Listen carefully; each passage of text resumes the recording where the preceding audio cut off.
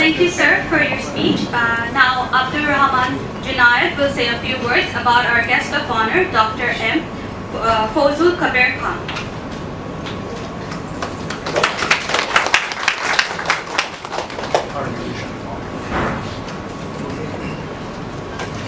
Please don't make it too long. Unfortunately, sir, this is the longest. But I'll try to keep it brief. Thank you so much, Azrin, for the wonderful introduction.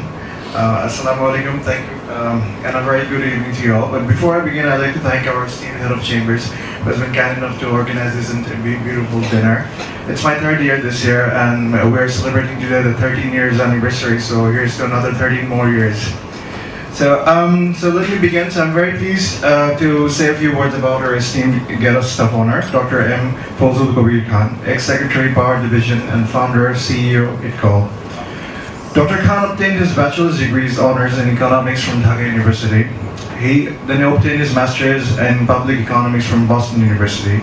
Later, he obtained his doctorate in philosophy, PhD in economics from Boston University as well. He's a distinguished economist with over 35 years of experience in civil service, tax, regulatory matters, infrastructure, financing, energy policy, renewable energy, and various advisory services. Dr. Khan, during his early days, was actually the first secretary of the NBR, the National Board of Revenue, during his tenure in the NBR in Bangladesh, he prepared the technical design of the tax and tariff reforms implemented by Bangladesh in the 1990s.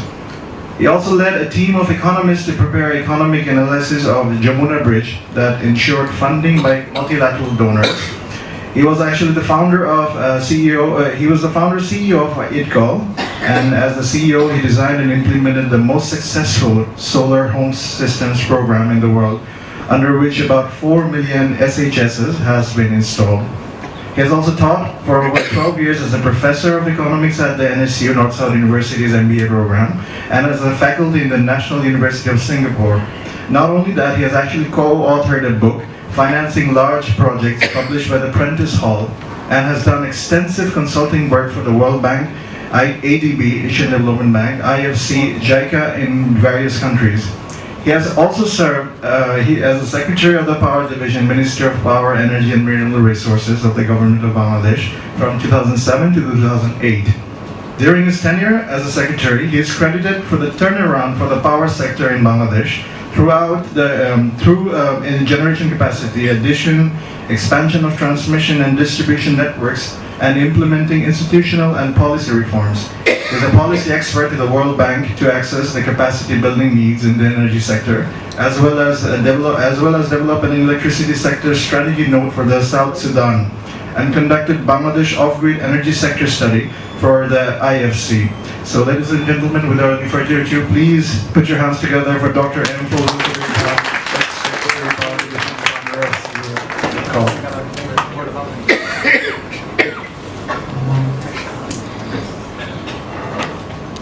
Bismillahirrahmanirrahim. Good evening, ladies and gentlemen. And also I see a lot of Chinese presence here, so we should probably say Wan Shang Hao.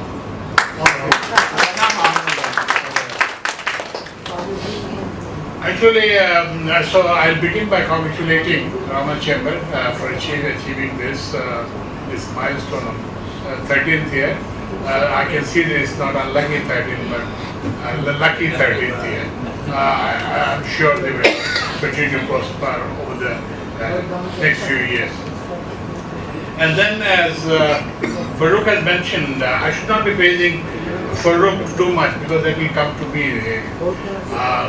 Because I was sort of a mentor to him in his early years. So there is I'm an economist by training. So there is a famous Nobel laureate economist called Wassily Leontief. He won a Nobel Prize in economics.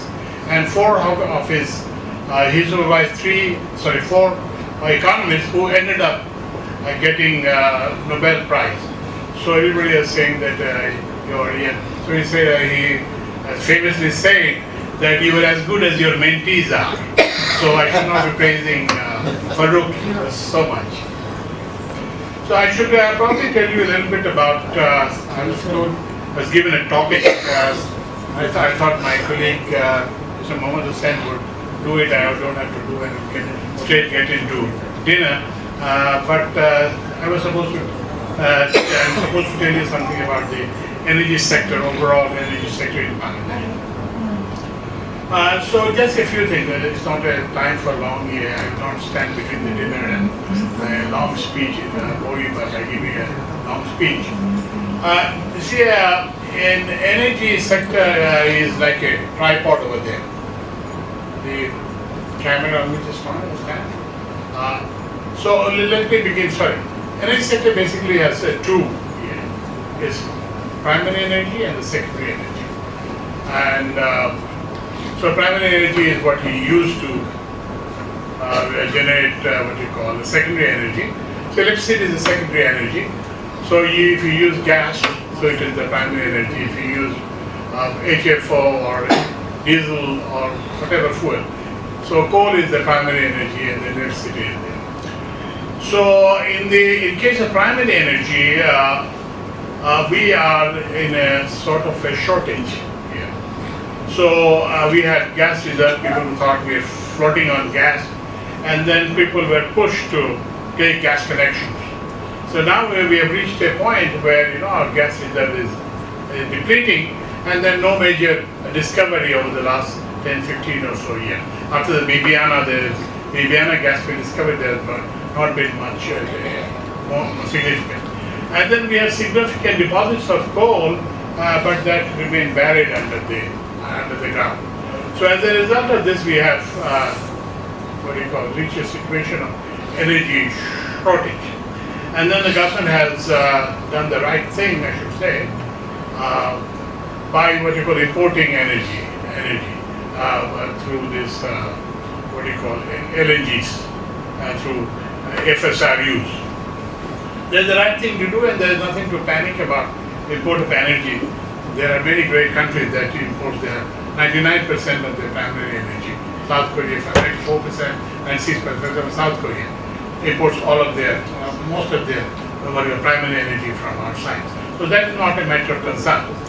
But I did a study for Dhaka Chamber. I'm not boring you with technicality. I did a study for Dhaka Chamber. So while I agree with government decision to import LNG today, good decision, but it was probably not done in a very efficient manner. So I compared it with the prices, LNG prices. So that is, you see, in our country, these documents are not public. But India is quite public. So if you compare to them, and also in Pakistan, so I compared with the prices of LNG with Pakistan and India, and found that our prices are similar to Pakistan, but much higher than India. And Pakistan is not a good example of contracting, and they are recently one of their Tycoon has returned some $350 million to penalize and so on and so forth.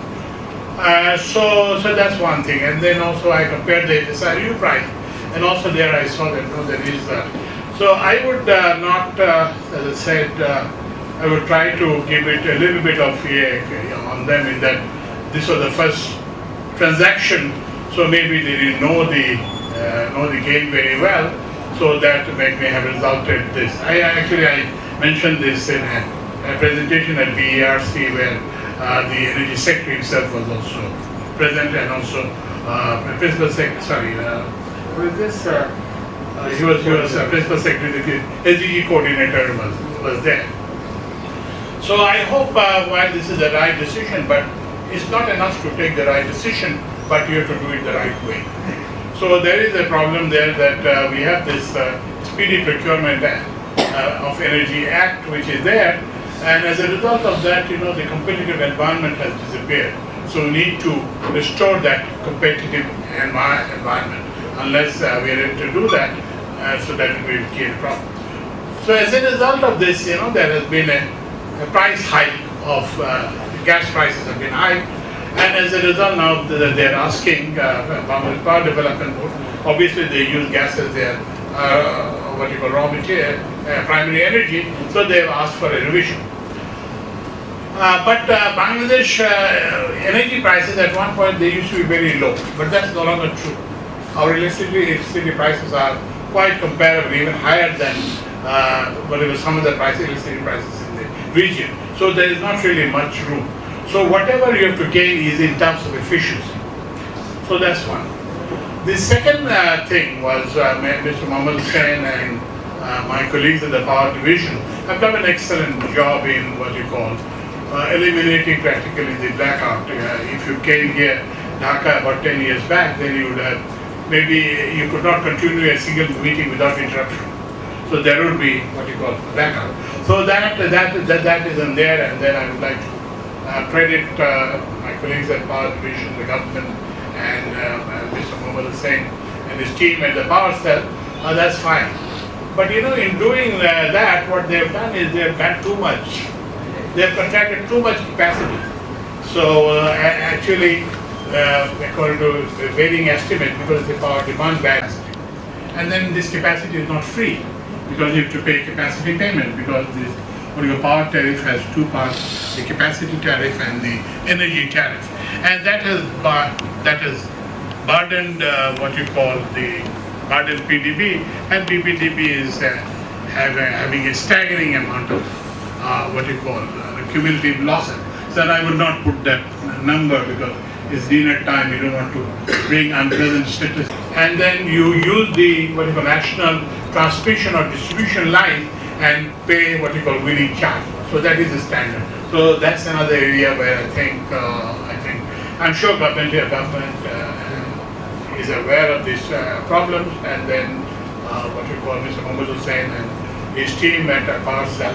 So they are working on this, and then as I said, that the improvements that we have made, that has to be sustained because now the catchword buzzword is the sustainability. You can improve something, which is a good thing to do, but it is another matter to what you will sustain it for the gain of the year.